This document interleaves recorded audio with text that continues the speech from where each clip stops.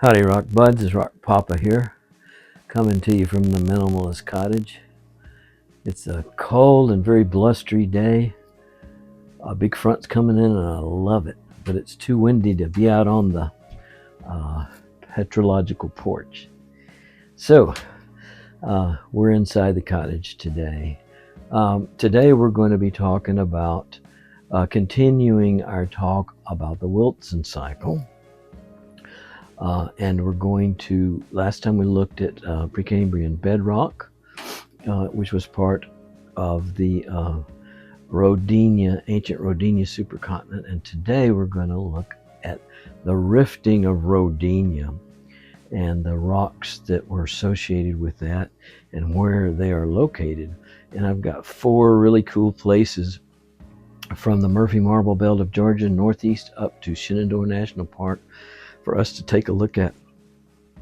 We'll look at what kind of rocks are there and what kind of formations are there, and there's a couple of weirdos that we're going to look at that will be very interesting. So hopefully you will like this video and it will be useful to you. If so, please subscribe, and thank you so much to all my most excellent subscribers. I really appreciate you guys. So here we go, the second video in the Wilson cycle series. This is called the rifting of Rodinia. So here we go. So just in review, what is a Wilson cycle? A Wilson cycle is a supercontinent exists, the supercontinent rifts apart, and a new supercontinent forms. It's as simple as that. Last time we looked at Precambrian basement rock, and that's the rock that was formed as the base of the Rodinia supercontinent and prior supercontinents, very old, Precambrian in age, at least 1 billion years old. So here we have Rodinia supercontinent at about 1 billion years ago, and it's just getting ready to rift apart. Magma from hot spots in the mantle heat up and boil up under the crust of Rodinia, splitting it apart and creating these rift basins, or rift grabens as they are called, separated by high spots called horsts. And these grabens and horsts are extremely long. They can go for miles and miles and miles. Splits in the earth. This picture is from the East African rift system, and it shows a developing rift basin or graben with high spot horsts on each side. Material from the horst will erode down into this graben as it deepens and widens. Decided to come outside anyway for a little bit. It's just too nice out here. So let's take this horst and graben, this rifting idea, back to the rifting of Rodinia, which occurred between 750 and 550 million years ago. This here is about 600 million years ago off the coast of ancient eastern North America. And you can see the Rift Valley. That Rift Valley is the main rift, and it will widen and deepen and become the ancient Atlantic Ocean. And the yellow color represents the sediments that have come off those high spots or horsts and have been deposited into the rift basins or grabens. Grabens, I don't know. So let's have a look at this picture. It represents a later period in time, about 550 million years ago, the end of the Precambrian and the beginning of Cambrian. The rifting has already been accomplished here. That orange color represents the ancient Precambrian basement rock. The yellow color represents those same rift basins or grabens, the sediments that filled them in the last picture. And the green color represents the diabase magma and basalt lava that did the splitting of the crust and the rifting of Rodinia. And on top of the whole package, we have the sediments that accumulated in the quiet space after rifting and before the continent edge began to really sink down, which happens to the continent pieces after rifting. Because all that heat from below was pushing up on the supercontinent, lifting the crust way up, rifting released all that heat, and so the continent began to sink down slowly but surely.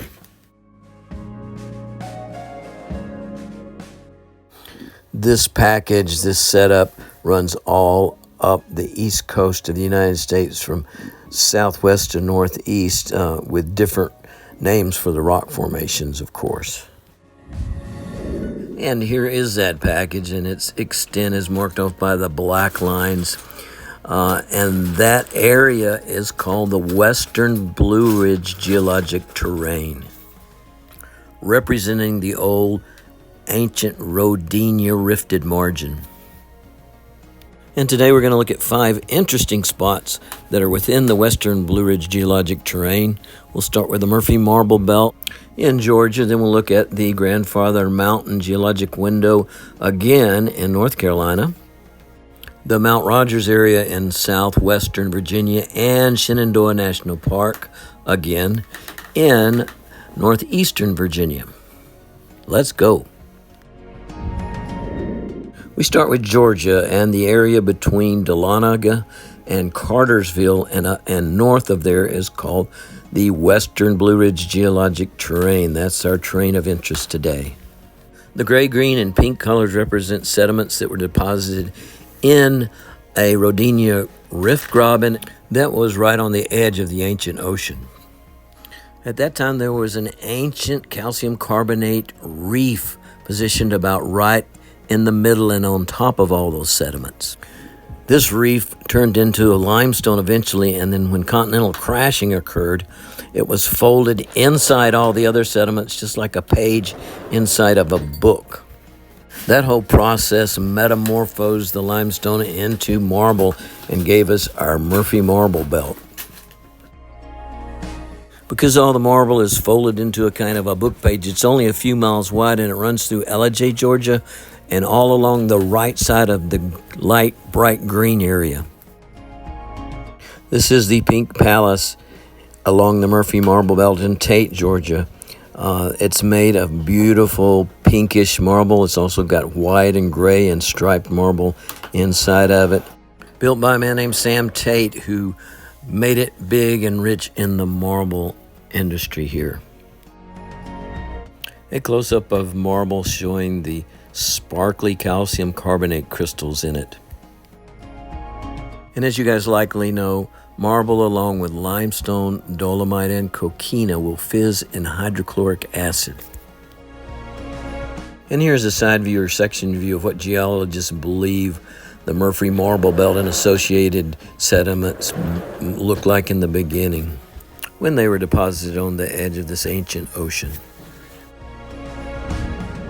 Let's head on up to Great Smoky Mountains National Park to look at some more rocks in the Western Blue Ridge geologic province associated with the rifting of Rodinia.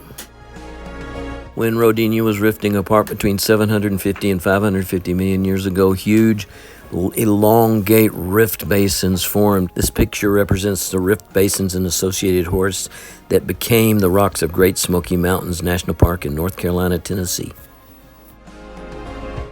Likely the most important and extensive rock found in Great Smoky Mountains National Park is what I call turbidite sandstone because it was formed in turbidity currents where all the sediments get mixed up size-wise. It is also called by geologists Arcos sandstone, Arcos meaning a lot of feldspar is in it. And in Smoky Mountains National Park, it is called Thunderhead sandstone, Elkmont sandstone, and Cades sandstone. Another important Rift-basin rock in Great Smoky Mountains National Park is the Pigeon siltstone. It represents silt that came into the Rift-basin early on when the erosion gradient was not so high as it was later when the turbidite sandstone was deposited. All of the tectonic smashing and crashing that came after Rodinia rifted metamorphosed a lot of the pigeon siltstone into Metcalfe phyllite. If you drive west from Elkmont Campground along the Little River, you come to Metcalf Bottoms, and that's where the Metcalf Phyllite begins. And it's with you all the way to the what they call the Y, where the road splits, with the left fork going to Cades Cove and the right fork going to Townsend. Continuing northeast along the western Blue Ridge geologic province, we go deeper into North Carolina and encounter the Grandfather Mountain geologic window. This is what the Grandfather Mountain area looked like just after Rodinia had rifted apart. A typical rift basin with sediments in it and the associated high spots or horsts, with the whole package sitting on top of Precambrian basement rock. Later, tectonic smashing and crashing actually took the basement rock up and shoved it on top of all the Rodinia Rift-basin rocks and the sediments that were on top of them. I bet you noticed the boo-boo I made on this drawing. I put the rift-to-drift rocks and the tectonic rocks on top of the Precambrian basement rock. They should have been underneath, and the Precambrian rock was shoved up on top of them. I had every intention of fixing this drawing, but an emergency situation arose. Yes, I had to sort out my sock drawer. This picture shows the Grandfather Mountain window as it exists today. Erosion has removed everything on top of the Rodinia Rift sediments, just in the area around Grandfather Mountain. So that's what gives you the geologic window down deep into the past. So the rocks we see in the Grandfather Mountain window are the ancient Precambrian basement, called the Cranberry Gneiss, and the Rift Basin sediments that have become rocks by now, typical of Rodinia's rifting. And greenstone, which is the metamorphic remain or equivalent of the diabase magma and basalt lava that actually did the rifting of Rodinia. Let's take a quick look at some of these rocks. Cranberry Gneiss basement rock, at least 1 billion years old. Graywacke, which is another turbidity current type of rock where material washing rapidly off these horsts or high spots got mixed up size-wise as it went into the basin. Very similar to what I call turbidite sandstone, or some geologists call Arco sandstone.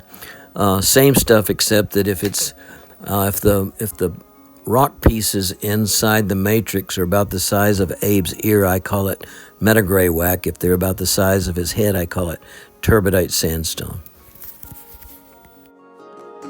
And greenstone. This is what we get when diabase pluton or basalt lava is metamorphosed at a fairly low grade of metamorphism.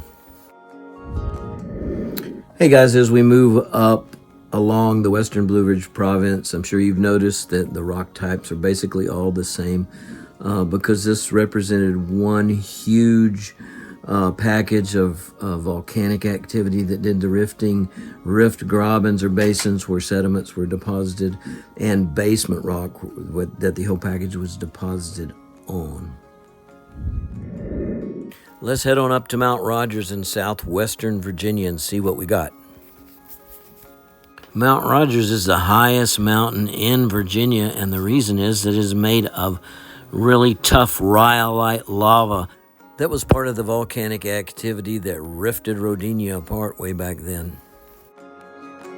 Here's what Rock D says about the Mount Rogers Formation rocks. The big picture here is rhyolite lava, and it's interesting because rhyolite lava is high in quartz or silica. That makes it a felsic lava, whereas diabase magma and basalt lava are mafic, high in iron and magnesium, lower in silica. Usually when a rifting event occurs, you get a lot more mafic or diabase or basaltic kinds of magma and lava. But the Mount Rogers rhyolite is a kind of an interesting, unique situation. And here we're looking at specimens of the Mount Rogers rhyolite. Mount Rogers rhyolite, high in silica. Silica is very resistant to erosion. Mount Rogers is the highest mountain in Virginia. And there's also greenstone associated with the Mount Rogers area too.